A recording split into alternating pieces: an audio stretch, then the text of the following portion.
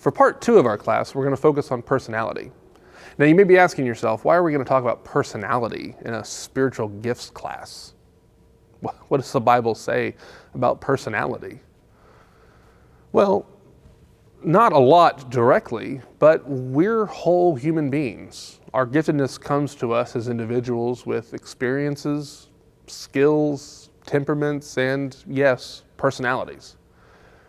There's a variety of things that affect the way that we actually live out our giftedness, and personality is a significant one. Now, you've taken the Enneagram.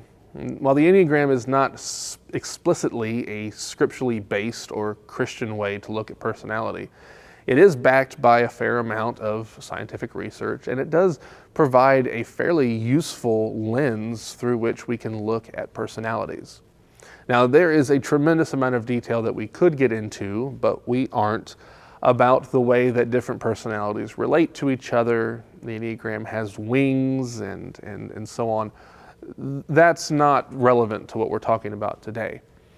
For today, what I want you to focus on is, what was that primary number that you were given? It was a personality type labeled 1 through 9, and each one came with a brief description and then some resources for you to dig a little deeper into what it means to be that particular personality profile.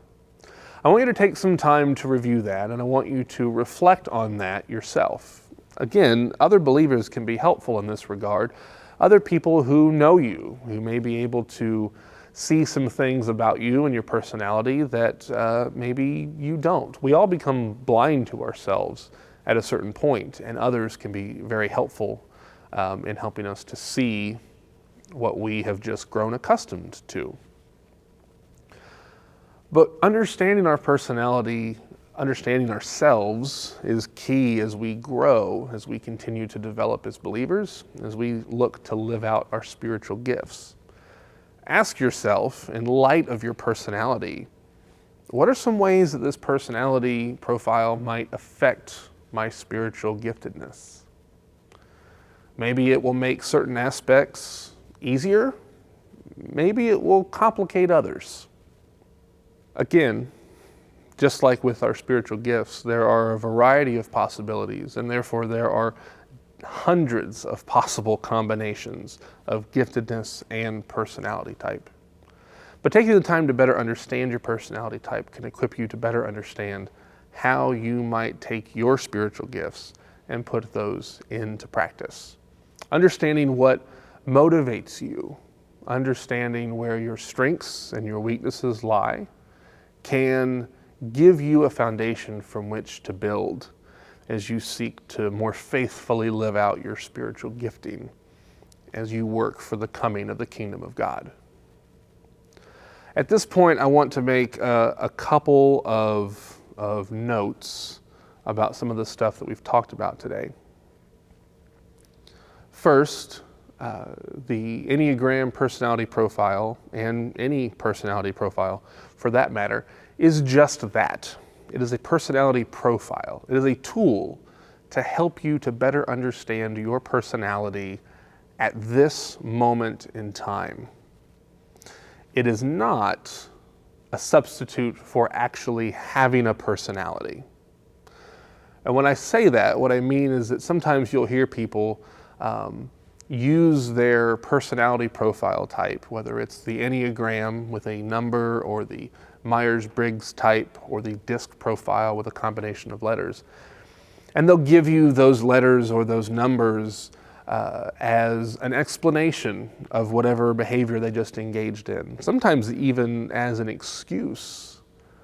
Oh, I did this thing, well, that's just what ones do. Resist the urge to use your personality profile as a shield or as a crutch, as an excuse for some kind of behavior that isn't optimal.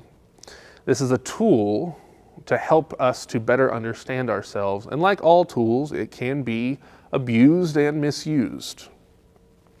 The personality profile gives you insight into your strengths and your weaknesses so that you can lean into your strengths and better use them, and so that you can identify and improve upon your weaknesses.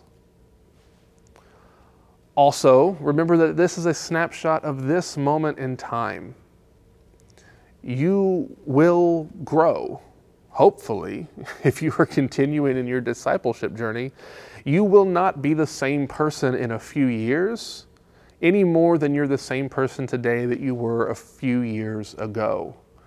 This is a useful exercise to engage in every so often, to understand the ways in which your experiences and your work and your journey with the Lord has changed who you are, often in subtle ways, but sometimes in more dramatic ones.